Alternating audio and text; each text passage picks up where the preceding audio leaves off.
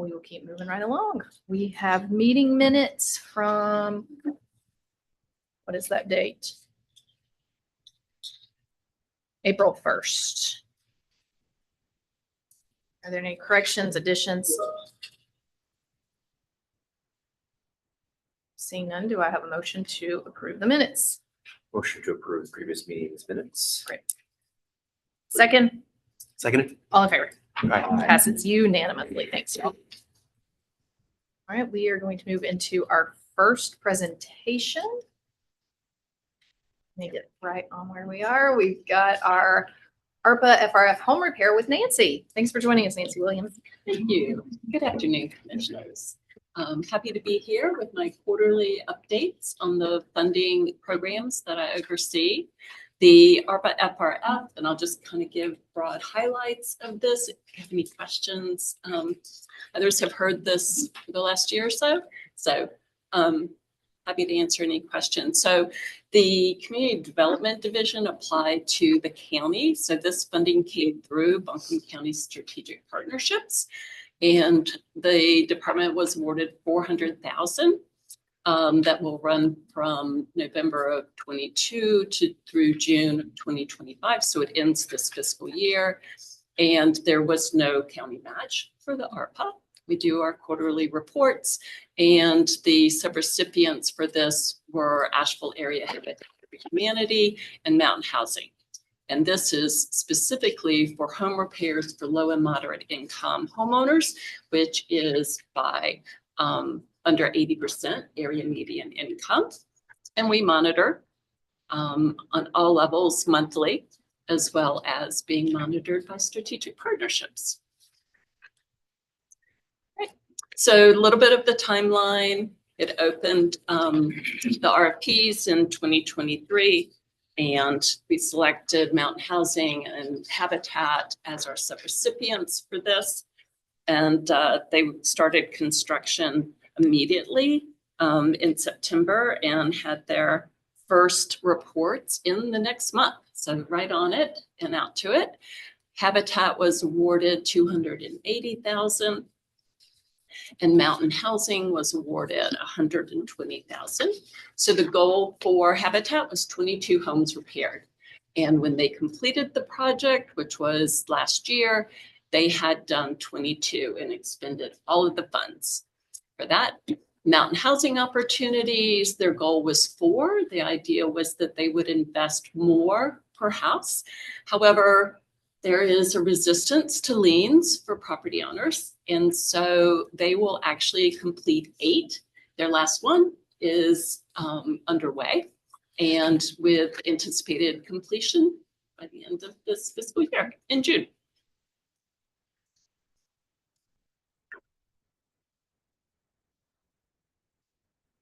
So that, any questions on the ARPA?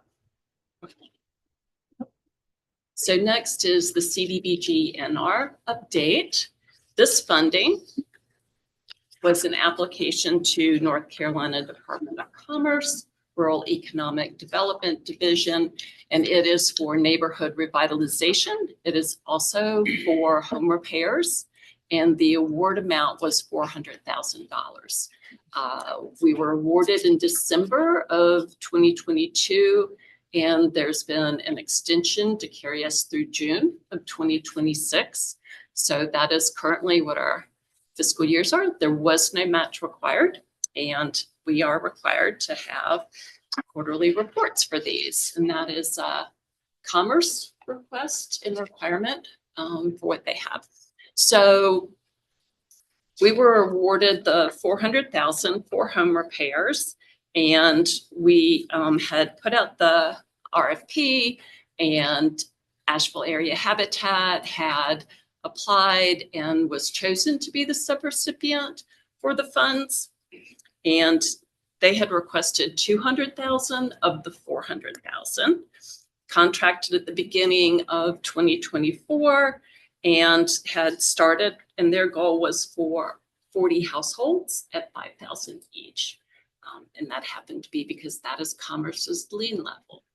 So, but we were going to get 40 households improved with health and safety improvements for that. And that specifically, this funding is for homeowners outside of the city because the city is an entitlement and has their own CDBG funding. So, well, and then Helene hit and Habitat quickly responded and pivoted to their recovery repair. And so they had noticed us that they would like to exit this contract. We had 14 homeowners identified. We were going through the environmental review process. They promised that those would be taken care of, that we didn't have to worry about that, but they really have a lot of work going with recovery repair. So in light of that, we had connected with Commerce. It's North Carolina Department of Commerce, Rural Economic Development Division. That's NCDOC Red. And we have had discussions with them on potential uses of this in pivoting to Helene recovery efforts. And they are very supportive, very willing to assist, and have been right there for us in the discussions that we've had. So we are looking to be able to update you coming this summer once we figured out what that direction is. Any questions on CDBG?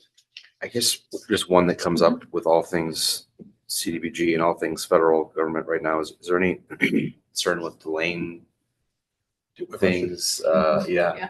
And With what? I mean, is there any Funding concern with delays. delaying the program or funding something with Congress and or the president taking the money away, clawing the money back, that sort of thing? Day to day. Yeah.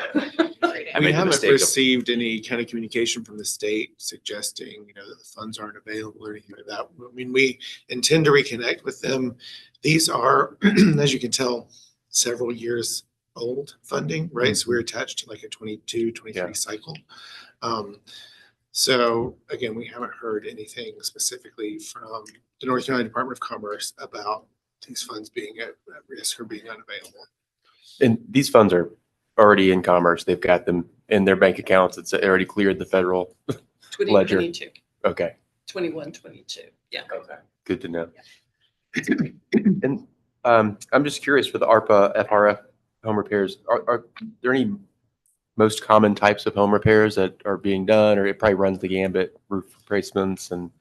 A lot of the applicants are elderly and Mhm. disabled. So it could be ramps, it's health and safety. So that's really been, or it could be water damage, roofing, heating systems. Oftentimes it's, that level of getting somebody into a healthy, safe. So it could be ADA, it could be accessibility. A lot of times there's water damage in a bathroom, and at that point, then they can change out the toilet or the sink to make it more accessible for somebody who's older. Thank you. And then I know for some of these programs, they have a maximum that they're willing to spend per recipient. Do they have that in this program? So we had a level set, and Habitat has their level. So most of these have been under 15,000. Yeah. And a lot of that relates to lien level as well and what people are willing to do. I think we had one that was with Mountain Housing that has a lien and deed of trust on it, but only one out of we'll have 30 total. And in terms of our seniors, we had, let me tell you, with that, we had 18 out of the 30 were elderly and 7 were disabled non-elderly out of that total. And I will update on all the demographics and the impact at our final report. Awesome. It's great we're able to help be part of this and support residents in this way. So thank you for all It your was work. very effective, the ARPA money. It was easy to get out and do the program. Yeah, I just did some back of the napkin math, and on average, it's $12,000 to $13,000 per repair, and that's quite a deal. Yeah. Gets a for the heating repair. system, it gets a roof, it gets bathroom improvements. Those are the most typical. It's great. Thank you. Any other questions? All right, thanks so much, Nancy. Thank you. And we have our quarterly progress and goals report with Jake. Yeah, we're gonna start things off with some of the status of our contracts. We're gonna start with fiscal year 2024. So we were anticipating to impact 280 households in fiscal year 2024. We overshot that by 44%-ish and did 403 households.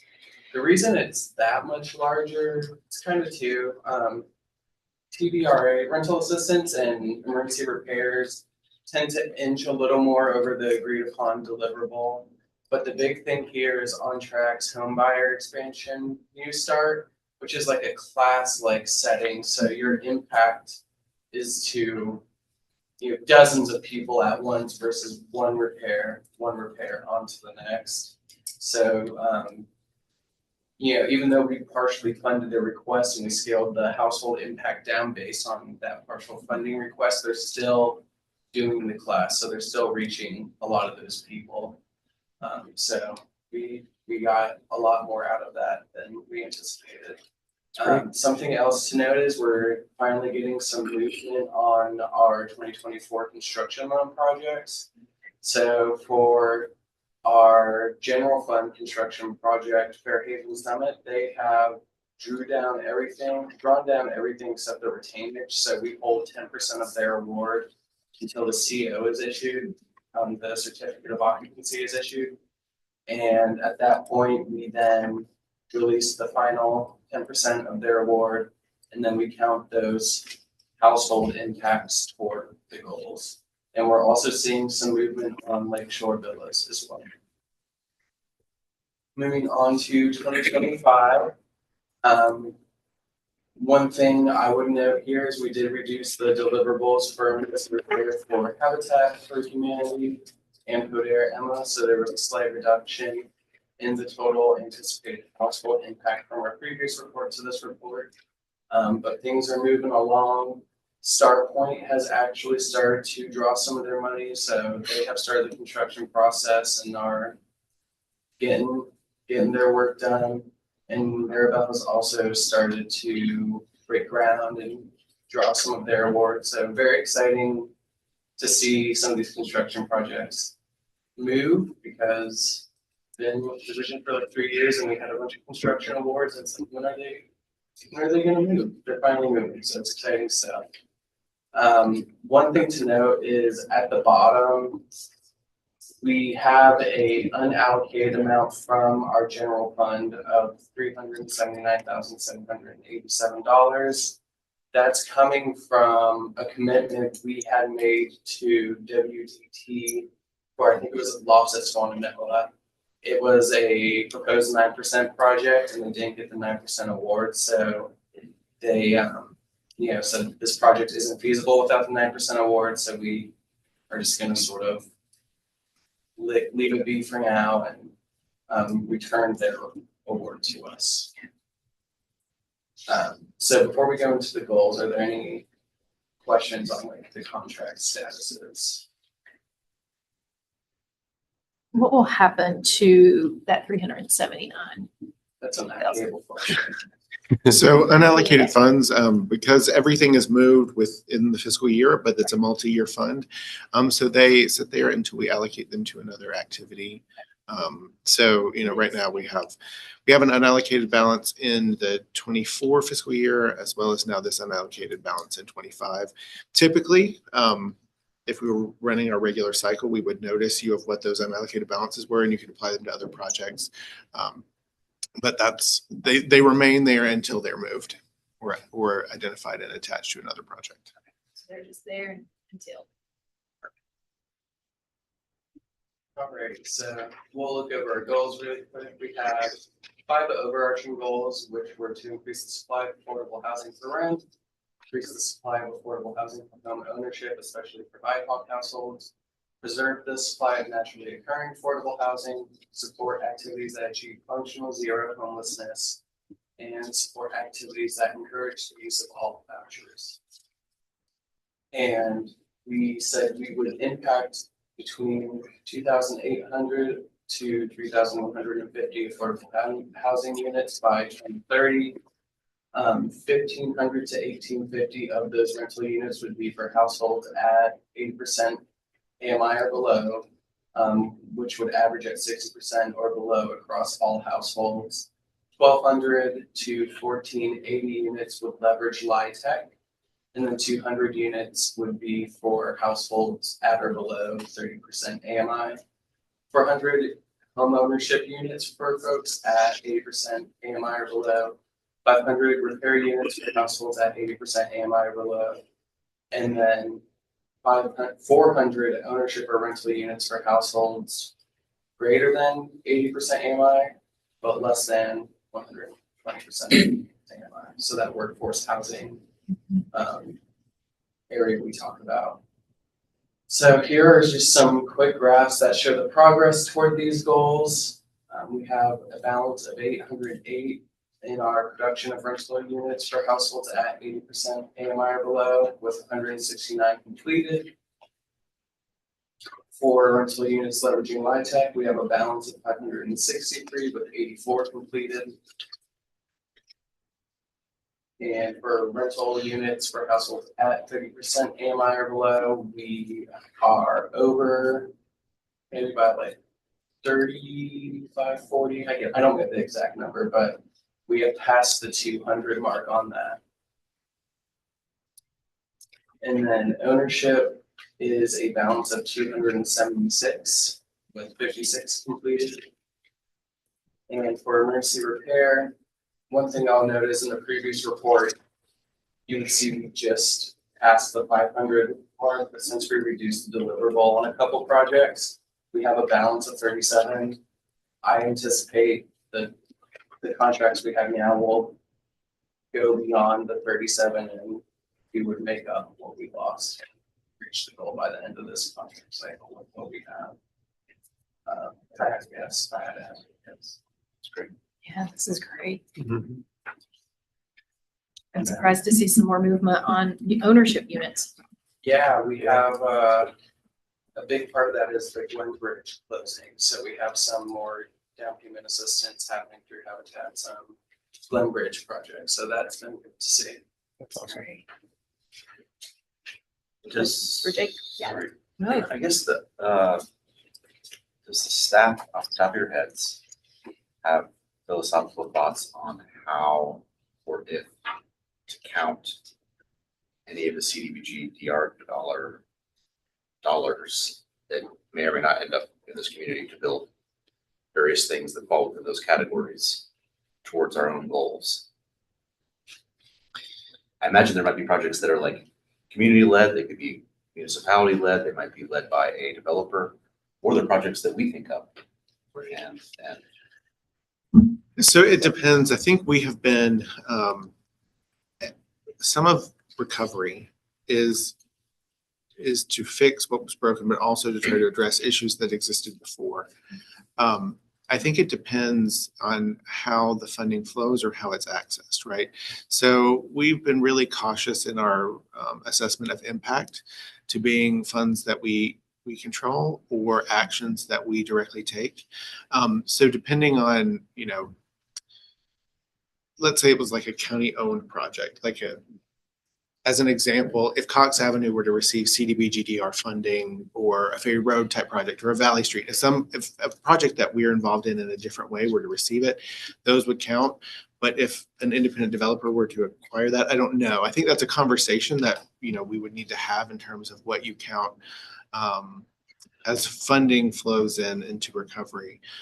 Also, there would probably need to be a discussion about balancing out units that were lost and whether we're going to count, repairs done for Helene recovery that the sole source was damage from Helene. Should we be counting that as part of, the response to our goal, which was pre-existing homes that need a repair? I think there's a lot of conversation that can happen there with goal setting, particularly as funding opportunities and other recovery opportunities present themselves as to how you might want to track and count that within a recovery area as well as within, a community response to a pre-existing need area. So there's a lot there to unpack. Yeah, I think you're right, Matt. There's a longer conversation that we can certainly have. My initial reaction is we keep it separate, that we focus on the goals that we set for 2030, and then we have recovery goals as well, and not trying to intermingle the two of them. Recovery goals certainly will help us reach the 2030 goals, but I don't know. I don't feel quite right using recovery as an opportunity to say we met goals. So that's just my reaction. I was gonna say, see, we're kind of already intermingled, right? Because some of these funds are like Habitat is now helping. So it's a really tough nut to crack. It is. It is. I just like asking people what's up. That's I mean, just my initial. We can keep talking about it. No, I agree. I agree Yeah. with you. I think that It's it also separate as well. gets really Yeah. complicated as well, because you could have a home that had pre-existing issues and needs that were then exacerbated by clean, and how do you parse out the repair work done for a damaged roof when they also had a bathroom restoration that was pre-existing, right? So it gets complex. And I think part of our job will be, once the reports come in about the unit repairs, was this Helene related or not? And then when we look at our goals, making sure that we're clear about how we want to count that repair work. So it'll be on our end on the backside, when Habitat submits its documentation, when MHO submits its documentation, that we can parse it out and then make a decision about how you count the moving of the needle for pre-storm damage versus post-storm or storm-related damage. Also, you're so right, because I think as we report back to the state on our progress, they're going to want to see where the DR funding went. Right. And as best we can try and keep it separate. I know, but then, we get to our rental goals and we think about, oh, we could potentially get CDBG-DR money to help with Cox Avenue, for example. And we were moving with Cox Avenue before, but yet these other funds. So I think it's going to have to be lots of in-depth conversations when we actually know more about the funding. Where are we currently? There's been so many deadlines flying around with the DR application. Because the state just had their plan approved, and I think that money is it in hand from the federal government yet to the state? I wouldn't have the knowledge of exactly where the funding is. I know That's they okay. have the plan approval. They haven't really released guidance or schedules Okay. for applications for funding. So I think that part will become clearer, as we move forward. It's commerce. Right. Yeah. Well, we're thankful to have a great team that's on top of it and working hard to pull those dollars in. So thank y'all so much. And one thing just on the multifamily, I mean, we did have, we should be able to identify destroyed multifamily properties. So even in the context of recovery, right? So if you're producing a 200 unit complex and we have documented destruction of, and I'm throwing out numbers, which I'll give you actual specific numbers later today at the regular board meeting. But if there were 70 apartments that were destroyed, but we create 200, then the net positive is still 130 in the community, right? Beyond the recovery component. So there are things that we can do, I think, as we look at projects in recovery versus response, to count them accurately, I think, in terms of how we recovered versus how we are addressing pre-existing need. I think in all of the components, we should be able to do that, and make sure we're really transparent on it. Yeah, I think that's the key. Are there other questions? I have another random thought. I have a memory of Dogwood Health Trust created a revolving loan pool of sorts for multifamily affordable housing. Yes. Is that right? This is random, but yeah, I'd love to invite them to this committee to just tell us how they're doing, how they came to that conclusion, what they see the future of it. No, I think that's a great idea, Parker. Yeah. Yeah, so we can, we are aware of the WNC Affordable Housing Loan Fund. It's self-help managed. It is, the initial funding did come from Dogwood Health in the amount of 40 million. So we've been, at the staff level, trying to understand, Dogwood Health's decision, having conversations with self-help about their loan fund and how it works. So that, for the, at minimum part, we can advise folks interested in accessing that funding that are coming to us for funding and needs, about how they access that funding. So certainly we can provide you an update with that loan funding sooner than later. That'd be great. That's a great question. And then just one thing that, as we've been in Swananoa and having conversations around the county, not really a question, but more of a thing that I think we'll need to come back to as those DR dollars start to flow, is how we are able to, and this goes to the conversation we're having, how can we capital stack some of that funding to where if it's a mixed use development building where we have business on the bottom, can we tap into some of those DR funds for economic development, combine that with rental assistance, combine that with, you know, different ways that we can create truly livable mixed use dense housing, potentially in Swananoa. Maybe there's a room for the post office. You know, how can we combine that with the DR dollars? It makes it hard to capital stack because we asked Commerce that question when they had that public meeting, and they were like, "Oh, that's a kind of a good question." So we're not sure if they're quite there yet. So we may need to kind of push them in our application a little bit to help us figure that out. Great point. All right. Thanks for a good discussion, y'all. We are going to move on to our subcommittee bylaws revisions with Jonathan. All right.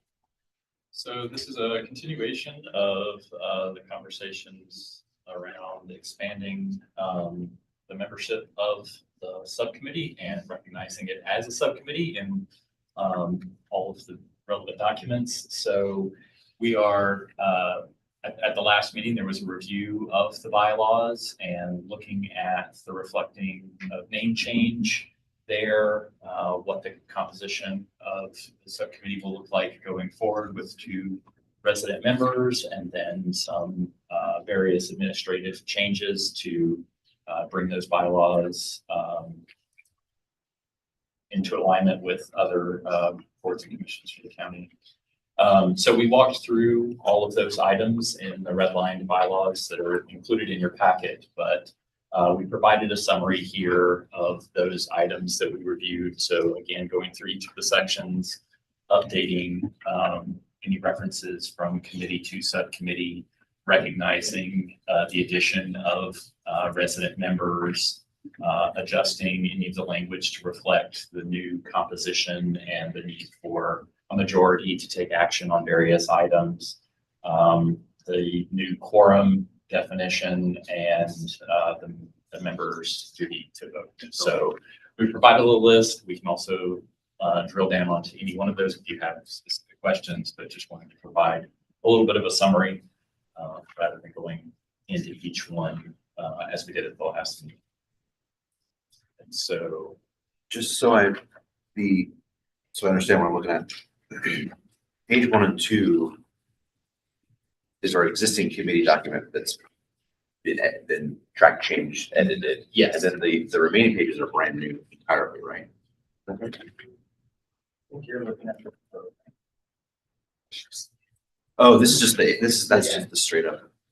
I'm looking at the wrong thing. that'll be for the next. Yeah. I'm ahead of myself. Sorry.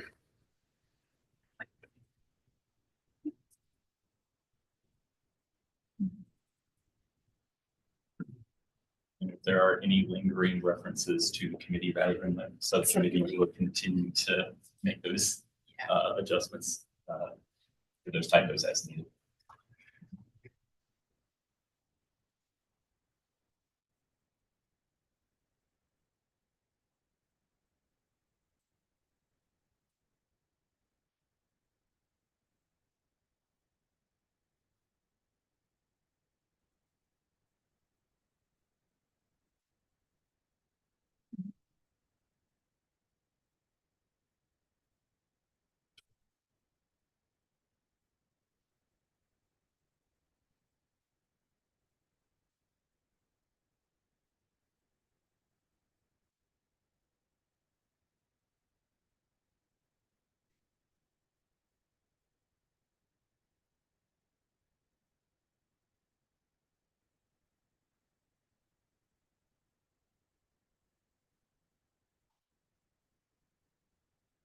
Kurt, do all subcommittee bylaws state something along the lines of you may not serve on more than 2 county appointed boards? I believe that is fairly standard, but given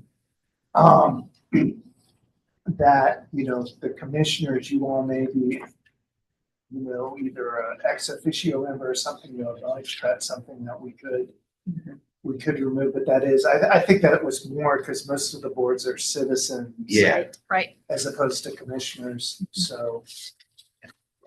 I Are just, you I looking at- asked, C6. yeah, Yeah. and I was just asking that, because I had thought that was an unwritten goal of ours, not necessarily a written Yeah. thing, but I'm just curious. Well, maybe as we start to make revisions, Well, I mean, we putting can- it in there is a good idea. I don't think that that's like a, I don't know many times that we've ever had to enforce that rule either, or had that issue pop up, so it might just be best that we just remove it, especially given that this board will always have 3 commissioners on it. So that would be my suggestion, just to remove any confusion or make you start counting the number of boards and committees that you're sitting on, so. See, and I would leave that more for the citizen members than for us, because we have so many that we Basically have to. have to Right, serve on, that it's but hard I for guess us. if they're on another board or committee, that we can use that language in the other board or committee's minutes. Yep. Because I do know there are some citizens that do serve on multiple boards Mhm. too. Yeah. I really don't think that's enforced very. We ask it in our interviews. A lot is, what other county boards and commissions are you serving on? That's why it was So we on do my mind, ask, yeah, because I crossed somebody off in my list, because they're serving. he on. answered it a certain way, so, yeah. Well, just let us know what you would like to do, or we could add the language for citizen members, they can only be on more than 2. Whatever your preference. I think because we have been asking in sort of an unwritten rule, so to speak, if we can start to shift to something in writing about service, the better for citizen members. That's my preference. Yeah. It may be that we just have to start doing If 2 it. of you would one-offs. like us to put citizen for non-elected, how about we put this, non-elected officials can serve on no more than 2 boards. With that. I'm just trying to think if it'll ever come back to bite us. When we've got, I mean, we've got a lot of great folks from the community that want to serve on these boards. But I think for this one, we've had a few applications come in, but not. And we've had to not ask Stacy for an update before I came over here. I know that we've continued to work on increasing that pool of applicants this time. Just wait a year, Drew, people will know how much fun we have. Next year will be, Yeah, yeah. all kinds of. Yeah.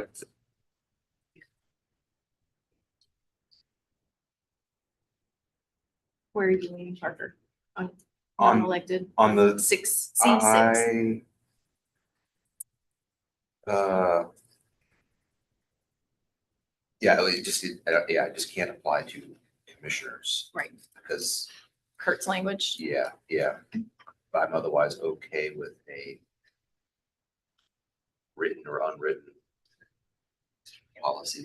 No non-elected appointee may Yeah. serve on more than 2 county appointed boards. Yeah. Is that what he said? Is that what you said? Yes, I'm for that. Yes. Did I capture that right? No? As stated, Okay. Yeah. All right, you've got. I your- probably want to state it in the positive, like non-elected officials cannot serve on more than 2 There we go. county boards. That sounds nicer. I'm leaning towards deferring to your leadership on that. I'm curious if that's a discussion we may need to have in front of the full board though.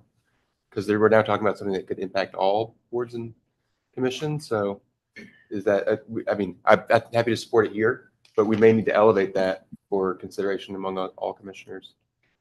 I mean, you could ultimately at some point, like have like just a general things for people serving on citizen boards or a list of expectations or something like that. Although you have a wide range of different boards and things like that. So that might be a challenge to try to Right. I get think it's everything. One off, One at a time. one at a time. Mhm.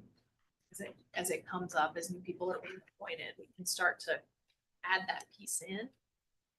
Does that Yeah. feel? Yeah, add it in or But I not. think, but I think you're right. Yeah. We need to, the complete overhaul might be too much, but starting to look as they come up makes the most sense. And 2 allows folks to be on one, roll off one, still be on another one, and then they can it was one at a time and they're like, well, I want to be on this, but I'm not done with this other board yet. So allows them some flexibility. Yeah, I like that. Great point. Okay. Anything? You got that piece? Anything else?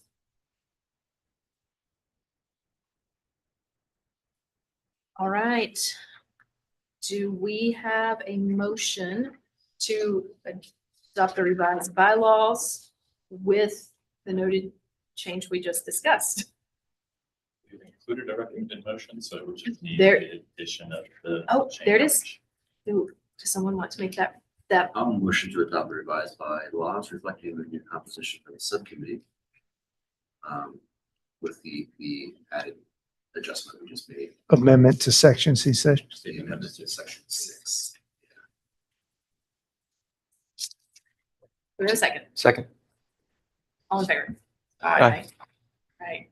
We have adopted the revised bylaws. Thank you for your work on this. Yeah. Really appreciate what y'all have put into helping us get this right. Yeah. Thank you. Appreciate it. Thank you, Kurt. Well, thank Jonathan. you, but I just have to say, Jonathan, he did I most like of the how you heavy, all are I want to doing give him most of that. He did most of the heavy lifting. Thank you very much. We appreciate it, Jonathan. All right, Subcommittee Authority revisions to Affordable Housing Services Program guidelines, and Jonathan's just gonna keep us going. So this is another continuation of action from a prior meeting. As the composition of the subcommittee is changing, we have reflected that in the Affordable Housing Service Program guidelines. But along with that, also came the authority that you all chose to change how financial considerations were made regarding funding decisions. And so the original or the most recent version of the guidelines included administrative authority for the committee as recognized at the time to make funding allocations and recommend contract terms, including loan and interest rates, to the Community Development Division, so that those could be incorporated into contracts. And then you all would also finalize loan interest rates and the deferral of loan terms. As discussed at the previous meeting, that would be shifted in the guidelines, and the subcommittee would make those recommendations, including contract terms, loan interest rates, and loan deferral, to the full Board of Commissioners for final approval. So that would be the change reflected in the copy of the program guidelines that were included. But we'll note there was one typo of a committee reference, so we'll need to update that to reflect the subcommittee. But the recommendation would be to adopt these, or to make the recommendation for the board to adopt these. Are there any questions for Kurt? We're ready for a motion. Yeah, we're ready for a motion. I would move to recommend the revision to Affordable Housing Services Program guidelines, deferring final approval of funding allocations, including contract terms, loan interest rates, and loan deferral to the full Board of Commissioners. We have a second. Second. All in favor? Aye. Aye. Passes. Thanks, y'all. I think this is a good practice for our boards and commissions that make funding recommendations to start following, is that they make the recommendations to the full board as part of our budget process. So I think we're making a good step in the right direction. For fiscal responsibility that we have. Yeah, it's great. A little bit more in line with like school capital. Yes. Like that. Yes, Yeah. where it is a Yeah. recommendation, like strategic partnerships, Yeah. a recommendation with commissioners. I think we're starting to get some things aligned for consistency, and hopefully that helps our constituents and those who benefit from the funding from the county as well. We start to see some consistency across the board. Maybe that is a great direction to be headed. All right, Jonathan, next So steps. for the next couple of months, we do have a couple of items projected for the schedule. Anticipating we will have an update from our colleagues in other departments and the work that they would be doing on affordable housing across the county. We do have a couple of projects that were funded under FY '25, and we'll be looking to extend those awards so that they can begin work on some of those developments and getting units started. Typically, the subcommittee has followed the board's lead on canceling the early July meeting. So that could be something to discuss in June. And then in August, we will have quarterly reports as well as appointment of chair and vice chair, as mentioned in the bylaws. I think for the purposes of planning, a lot of staff take time off in the summer. I would like to go ahead and make that July decision today so that folks can plan. Yeah. And I'm okay to cancel on July 1. I think our staff deserves some well-earned, deserved time off this summer too. Yeah. Right. And then the one other thing is just keeping track of that those DR dollars, what may come from the state. I'm afraid it may be because it's a full Western North Carolina are out there applying for these grants, maybe a little bit of a Shark Tank. So the more we can get our projects on the top of the pile, Yeah. the better. So look forward to working on that. Thanks. Are there any further items to discuss? Not. Thank you to our staff. Appreciate all the work that you do. Help us get ready for these meetings. Thank you. We have a motion to adjourn. Motion to adjourn. All right, we are adjourned at 1:43. Thanks, y'all. Thanks, Sean.